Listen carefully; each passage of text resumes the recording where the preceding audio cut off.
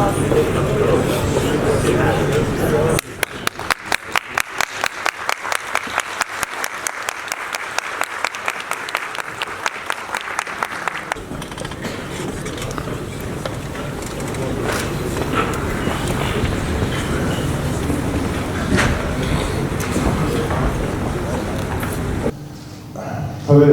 turizm çok önemli. Özellikle İstanbul için çok önemli. Çünkü Antalya şu anda en çok turist alan bölgemiz. Hemen peşinden bunun farkıyla da İstanbul geliyor. Ve turizmde kalıcı ve sürekli istikrarlı politikaları yapabilmek için de turizm gelirlerinin tabana yayılması esas olmalı. Yani turizmden ne kadar çok vatandaşımız herhangi bir şekilde pay alabilirse turizm politikaları da o kadar kalıcı ve sürdürülebilir oluyor.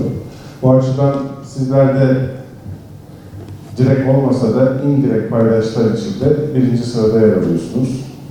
Bu bağlamda geçmişte hem sizin haklarınıza karşı bazı mağduriyetler olmuştur, hem sizin içinizdeki bazı sorumsuz çalışanlarınızdan dolayı turizm sektöründe bazı mağduriyetler oluşmuştur. Ve devlet müdahale etmek zorunda kaldı. Hem kanunen hem yaptırımlar olarak. Ve turizmdeki önünüz de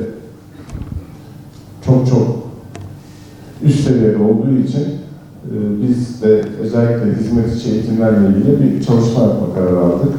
Bu bağlamda biliyorsunuz ilk 6 ayda 5.000, ikinci 6 ayda 10.000'e çıkacak sayıda taksicinin, İstanbul'daki taksicinin eğitimi planlanıyor tarafımızdan. İlk çalışmayı İstanbul Havalimanı ile yaptık.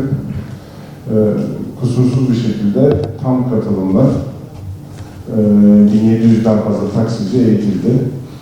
Hemen ardından Sabiha Gökçen Havalimanı onlardan gelen talepler. Bakın biz Sabiha Gökçen'e gitmedik, onlar bize geldi. Biz ikinci sırada yer almak istiyoruz diye. 900'e yakın taksici hemen tam katılımla eğitim aldılar. Bu iki nokta turiste ilk teması yapan noktalar ve çok istekli ve organizeler. Tabii onların yaptığı müşteri de var üyelerine. İkisi de hem İstanbul Havalimanı hem Sabiha Gökçen taksicileri çok da memnun kaldıklarını söylediler. Şimdi aşamalı bir şekilde bizim için üçüncü önemli nokta olan tarihi yarımada ve çevre ilçeleri, yani sizlerin katılımını sağlayacağı eğitim programı. Burada maalesef istediğimiz organize istekliliği göremedik. 750 civarında taksi çalışanının burada eğitilmesini bekliyoruz. İnşallah o sayıları yakalarız 3 günlük eğitim sırasında, ama şu anda yakalayacakmış gibi gözükmüyor. Eyüp Başkanımın söylediği gibi bir kanun düzenleme ihtiyaç var diyor. İşte sorun burada başlıyor arkadaşlar. Hani devletin kanuni düzenlemelerle bunu yapması değil, sizin isteyerek bu işe adapte olmanız lazım. Siz mesleğinizin gereğini yerine getirmediğiniz zaman ister istemez alternatifleriniz oluşuyor. Hukuki olmayan alternatifleriniz oluşuyor. Ondan sonra devlete başvuruyorsunuz doğal olarak. Bir şekilde bunun buradaki mağduriyetinizin giderilmesini istiyorsunuz. Ama düşünmüyorsunuz ki o mağduriyetinizin ilk çıkış noktası sizlersiniz. Yani siz mesleğinize, buradaki görev alan gelen arkadaşlara değil bakın. Buraya gelmekten imtina eden arkadaşlar için söylüyorum. Siz önce mesleğinize sahip çıkacaksınız. Siz gereği neyse yapacaksınız. Olmuyorsa zaten devlet gerekli düzenlemeleri hem kanuni hem adli hem de kolluk kuvveti gücünde yapacak, yerine getirecek. O devletin vazifesi zaten, öncelikli vazifesi. Bu bağlamda bu bilincin oluşması lazım. Ama turizm hem İstanbul için hem Türkiye için çok önemli bir sektör.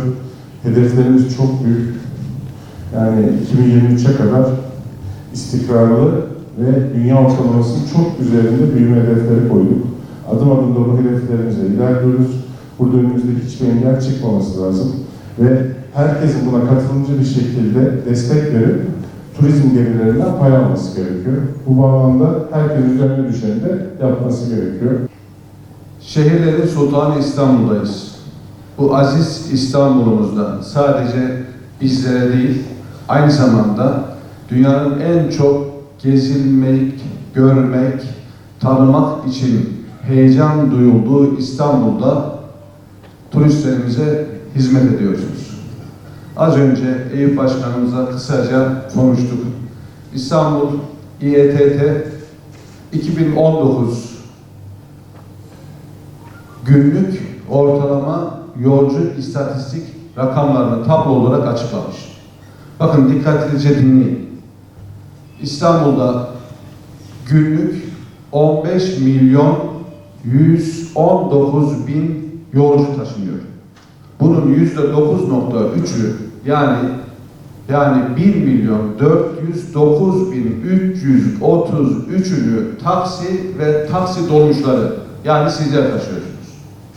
Tekrar ediyorum. Günlük 17.395 taksici kardeşimiz ve 500 kaçtı?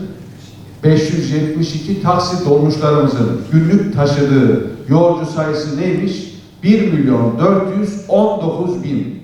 Bunu 365 ile çarptık. Yıllık 512 milyon yolcu taşıyorsunuz.